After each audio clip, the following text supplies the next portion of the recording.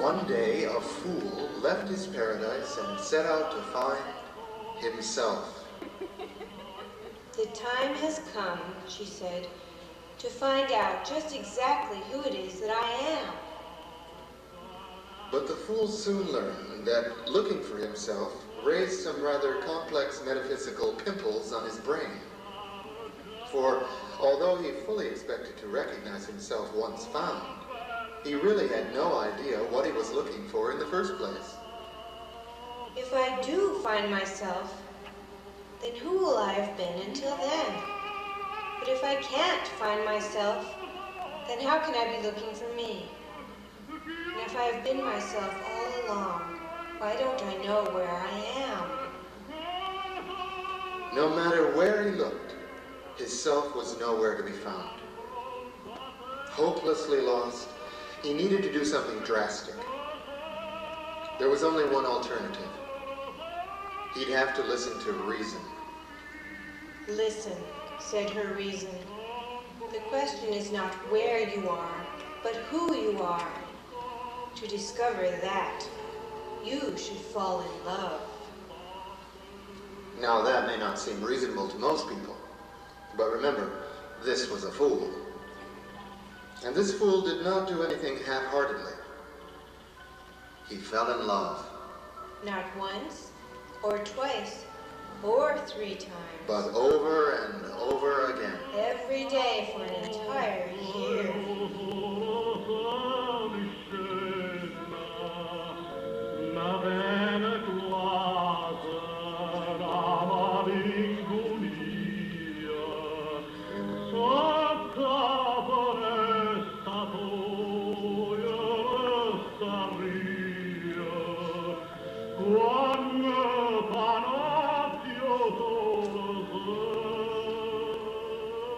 At the end of the year, he was very tired, but still had no idea who he was.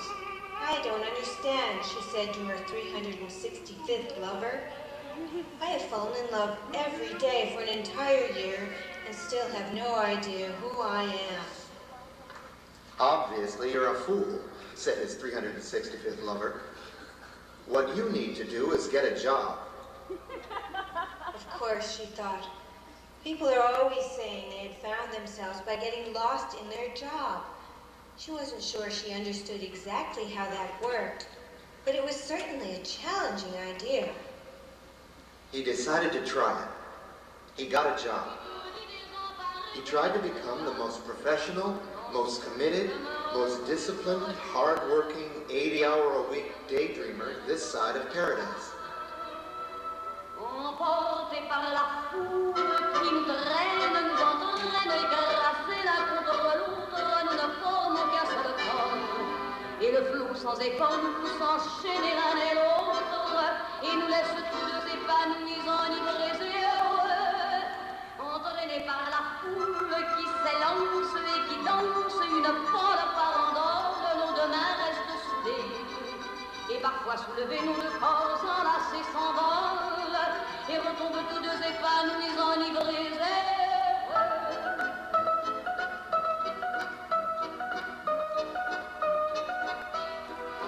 Who am I? She asked, as she littered the landscape with her ideas. Who am I? He always got the same answer. You are the most professional, most committed, most disciplined, hard-working, 80-hour-a-week daydreamer this side of paradise. But what about the ideas themselves, she asked. Well done, they said. Very professional. If they're so professional, why don't you buy them, she asked.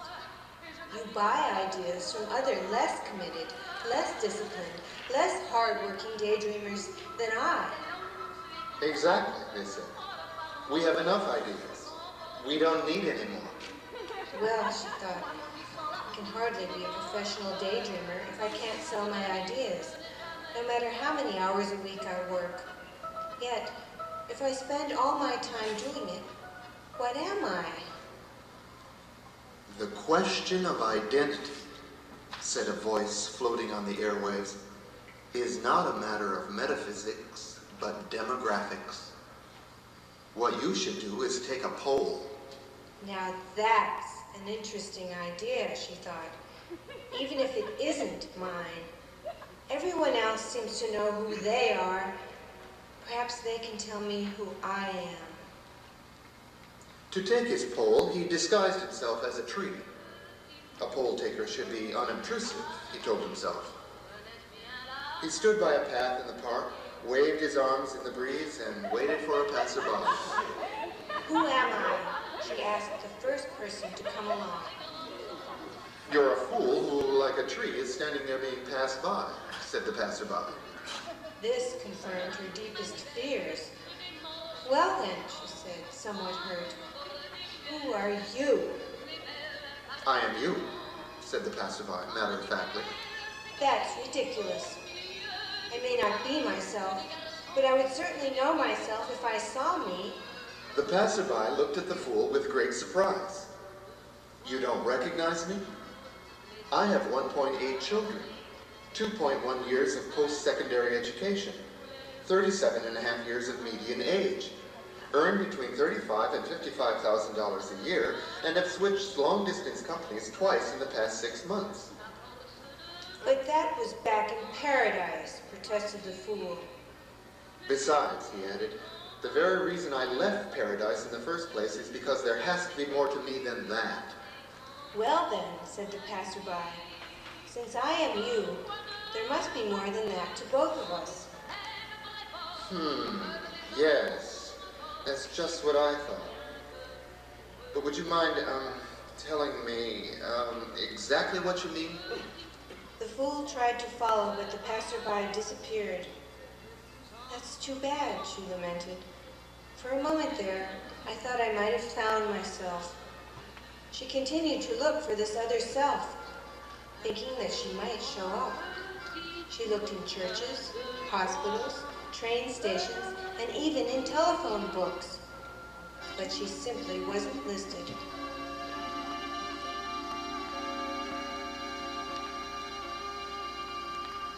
Discouraged, he lay down by a river and stared at his reflection. He noticed something odd about it. You're not me, he said to the face staring back. When you look at me, you see someone lying down on a riverbank.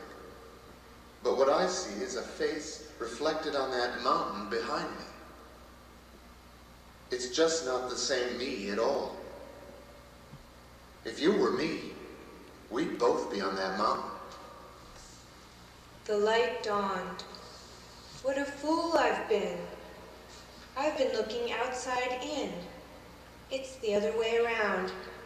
I am on that mountain. All I have to do is climb it. Then I'll know who I am.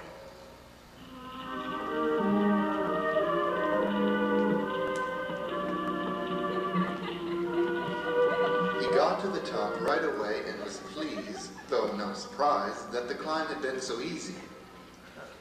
But just as he set down his ideas and was about to ask the mountain who he was, he noticed another, higher peak. Okay, he sighed, picking up his ideas. I guess I have to climb a little more. This second peak was much harder than the first, and her ideas began to feel a little heavier on her back. When she reached the top, she looked back and saw that the first peak hadn't been very high at all. This pleased her, until she looked up and saw yet another, even higher peak. These ideas are much too heavy, she told herself, and traded one for a grant. At first, the grant helped him climb, but then it got even heavier than the idea, and he wished he hadn't made the trade. When he reached the next peak and saw that there was yet another, he left his financial records behind and kept his ideas. A good review helped him up this peak, but when he saw the height of the next one, he had to go back down and get his financial records. Eventually, he left all his ideas behind. For now, the peaks were predictable, the climbing inevitable. He reached one peak simply because he needed medical insurance. and a coronary bypass got him up another.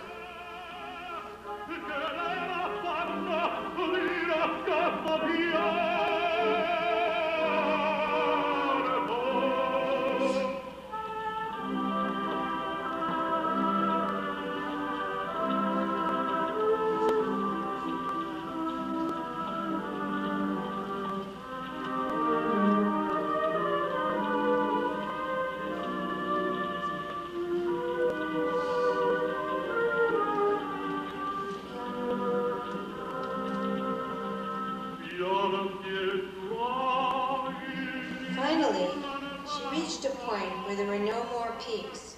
The clear, bright world spread beneath her like a map, marking all that had, at last, been passed by. With weary satisfaction, she could finally rest. But as she rested, she began wondering why she had climbed this mountain. And as she remembered that she had climbed to find out who she was, she saw a dark cloud and realized that there were yet more peaks inside the cloud. No, he said. I'm satisfied and will not go any further. But after a brief moment, his satisfaction left him and continued up the mountain on its own. Leaving all her grants, reviews, financial records, even her medical insurance far behind, she followed her moment of satisfaction into the dark, looming cloud. She stopped looking for new peaks. She couldn't see them in the cloud and didn't want to be bothered with them anyway. Climbing was all there was, all she was, and the mountain had no top. Fais comme si, mon amour, fais comme si on s'aimait, et qu'un jour, rien qu'un jour, l'amour c'était vrai. Fais comme si, mon amour, fais comme si on pouvait, mon amour, s'aimer à tout jamais. Fais comme si.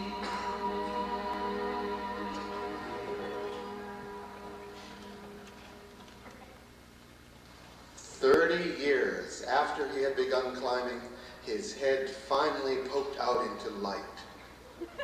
There were no more clouds and no more peaks. As he gazed down, the mountain's frowning forehead drooped from his feet, and the wind blew a triumphant fanfare over all the tiny earth below. Astonished, the fool realized he had reached the top. Now what? He asked himself.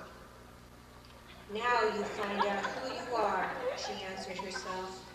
Apparently, this question had followed her all the way to the top. He leaned over and addressed the mountain's face. You are the impossible, but I have exceeded you. You have taken everything I have, but you are my mountain. Now you owe me an answer. His lungs sucked the air, squeezed out all the strength they could, then exhaled his question. Who am I? It was not the mountain, but the wind that replied. Jump! The fool couldn't believe his ears. Jump! Jump, repeated the wind matter-of-factly. But this isn't fair, protested the fool. I've climbed this impossible mountain just to find out who I am. The mountain owes me an answer. If you jump, the mountain will answer, said the wind. But I'll be smashed to bits.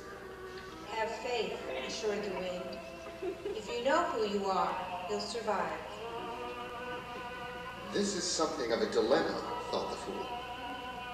I'll survive the jump if I know who I am. But I won't know who I am until I jump. Yet if I don't jump at all, I'll wind up spending what's left of my life standing here at the edge of eternity wondering who I am. In spite of climbing this mountain, I will not have gotten anywhere at all. But I did climb the mountain, she told herself, gathering her confidence. I have conquered the impossible. After that, a little faith shouldn't be so hard. The fool made his decision. He stood at the edge of the mountaintop, compressed his legs, extended his arms, took a deep breath, then leapt straight out into the air. For a moment that was brief to eternity, but eternal to the fool. The wind carried her upward like a soaring bubble. Who am I? She cried. The mountain watched him soar, considered his fate, and sadly shook its craggy, wise old features from side to side. "Fool," said the mountain,